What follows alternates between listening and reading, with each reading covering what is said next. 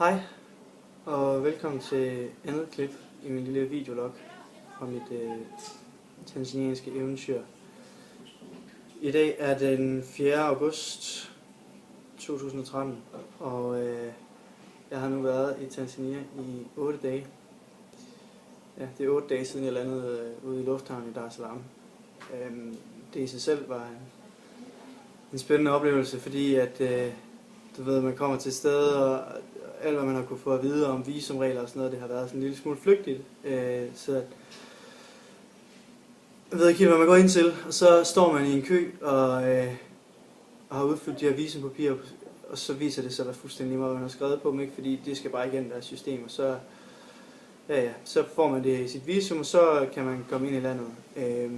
Så hele det der paranoia, som jeg havde omkring at komme ind, det var fuldstændig overflødigt, på trods af, at jeg ikke helt vidste, hvad jeg gik ind til, så det skulle jeg have taget meget mere roligt. Og jeg blev så taget imod i lufthavnen af en af vores kontakter hernede, der hedder Joseph, som var en helt fantastisk fyr. Jeg brugte halvdelen af den første lørdag der sammen med ham. Og ja, jeg blev indlogeret her på universitetet, og som I kan se, jeg lige tage en lille kort tur rundt her. Altså det er jo ikke ligefrem, fordi det er Hilton. Som I kan se, dengang jeg kom, så virkede strømmen ikke.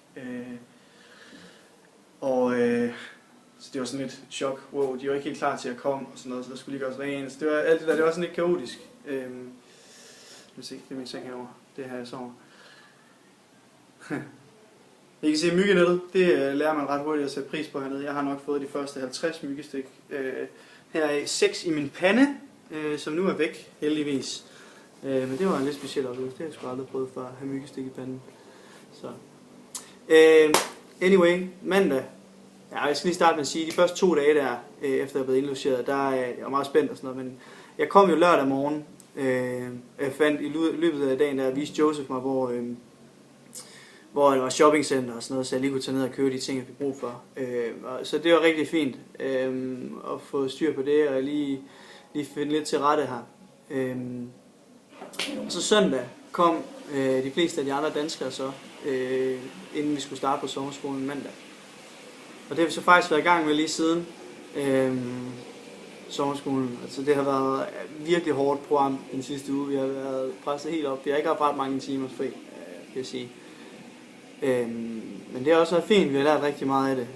Men lange dage på skolen, og deres undervisningsform er jo en helt anden, end hvad vi er vant til som danske studerende. Så alt det der med afveksling og gruppearbejde og sådan noget, det lærer man lige pludselig så rigtig meget pris på. Så altså, man kan sige, der er lidt den sorte skole over det, hvor tanzanianerne er rigtig gode til at sidde i virkelig lang tid og lytte, og stadigvæk få noget ud af undervisningen. Deres koncentrationsniveau, det er helt fantastisk. Altså,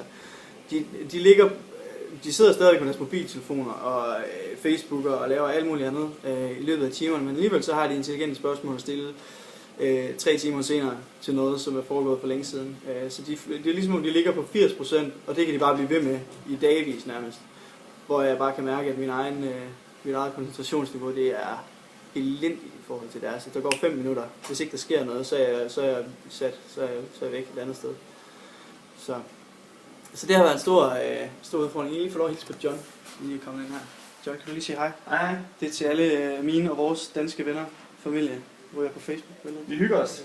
Så. Det er John, som jeg bor sammen med her. Det er hans seng herovre. Jeg kan sige, så roder vi lidt lige nu. Det er fordi, vi er lige kommet hjem fra camp, som vi har været på de sidste 3 dage. Så vi havde jo 4 fulde skoledage i den uge her. Mandag, tirsdag, onsdag og torsdag med forskelligt indhold. Og så torsdag eftermiddag, der blev vi stuet ind i en bus og kørte et sted hen, hvor der ikke var nogen af os, der vidste, hvor vi skulle hen. Vi havde bare fået at vide, at vi skulle tage vores pas med. Det tror jeg så mest, det bare var pis, for vi ikke har brug for det. Men vi har stadigvæk været henne i et rigtig lækkert sted, ude på noget, der hedder Bamba Beach, som er sådan et resort, som virker, altså bare står og falder hen, der er ikke nogen, der bruger det, og det ligger op af den lækreste sandstrand, jeg nogensinde har været på. Og den strækker sig bare kilometer for kilometer, og vejret er jo fantastisk derude, og så det er sådan rimelig isoleret, ikke? Og det er sådan en af de udfordringer, som virkelig man kan se, at de står over for tanzanierne. Det er, at de har så mange fede ting, men der burde jo ligge et kæmpe turistattraktion. Altså de har fantastiske strande og områder, hvor det sagtens skulle lade sig gøre og lave noget. Det er også på vej, altså en stor del af det er opkøbt og sådan noget, og investeringerne er foretaget, så det kommer. Men det er bare sjovt at se, hvordan sådan noget det bare får lov til at stå. Ting, de tager bare lang tid hernede, tror jeg. Så en kæmpe oplevelse. Vi har været ude i det her vildt lækre resort de sidste 3 dage. Det er godt nok lidt faldefærdigt, ikke? Men omgivelserne var helt fantastiske på den her camp, hvor vi har lavet nogle gruppeopgaver. Og det har i sig selv også været endnu en stor udfordring. Rent fagligt så tænker de på en helt anden måde, end vi gør. Og sådan, der hvor vi altid er opdraget til igennem vores studier og forsøger at finde kreative løsninger, der er de opdraget til at gøre deres checklister igen, og så lave tingene præcis som de har lært. Ikke? Så det er en udfordring på sådan noget som en innovationscamp. Det har også betydet, at på de idéer, der har ligget, at innovationsniveauet har måske ikke været så højt, som man kunne ønske sig. Men der har så været nogle helt andre udfordringer, som har været lige så spændende og lige så store at overvinde. Det der med at arbejde sammen med andre, der tænker på en helt anden måde, end vi gør, det er en kæmpe udfordring. Altså man kan sidde og diskutere noget i en halv time, hvor vi bare som danskere tænker, at det er bare ikke nogen udfordring. Altså det er ikke et problem. Det er så lille en detalje.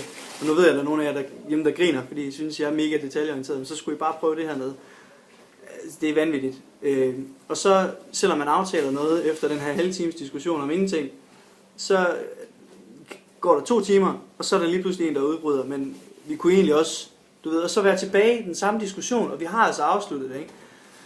Så det er bare en virkelig en udfordring. Og det, jeg tror, som sådan en fremadpustende typisk dansk studerende, så kan man lige stoppe sig selv lidt en gang imellem, og så acceptere, at det er sådan de arbejder. Og det har også sin fordel, fordi de får virkelig, de kommer rundt omkring alle de ting, der kan være i sådan en gruppearbejde. Så det er jo egentlig, der tror jeg, vi kan lære meget af hinanden, så vil jeg sige det. Så det har været spændende. Samtidig så har den her campus så også været rent socialt et fantastisk oplevelse.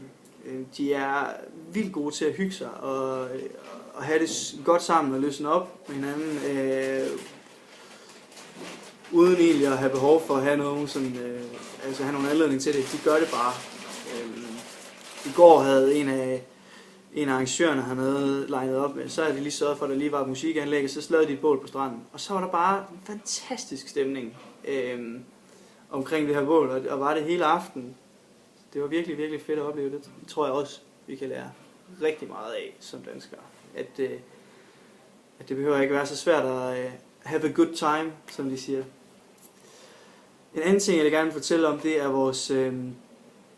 de havde lavet sådan en tanzaniansk aften for os den anden dag. Det må have været onsdag aften, tirsdag eller onsdag, det er også lige meget.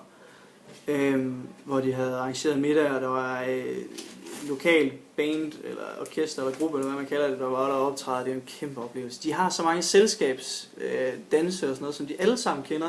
Så lige så snart en eller anden bestemt sang bliver spillet, så hopper alle bare op og går i cirkel ud på dansegulvet, og det er bare... altså, selvom jeg ikke er den store danser, så er det bare en fed måde at løsne op og være sammen på, fordi alle får smil på ud af ingenting. Og det gør de bare. Altså, de fik 15 trætte, afstumpede danskere ude på dansegulvet, samtlige i lang tid ad gangen, og det synes jeg i sig selv er en præstation. Så der har de virkelig noget at byde på rent kulturelt, som jeg tror, jeg kommer til at sætte rigtig stor pris på. Ja, det var status på uge 1. Og ja, i aften, der skal vi så ud, der er en af de danske piger, som har fødselsdag i dag, så hende tager vi ud og fejre i aften, bare os danskere, fordi jeg tror lige, selvom det er fedt at have den her kulturudveksling, så tror jeg, det bliver meget, det er en god måde for os lige at bearbejde det også, at vi kan snakke om det med hinanden, så det gør vi i aften. Så det skal nok blive rigtig godt, og så synes jeg bare, I skal se frem til at høre fra os igen. Hej.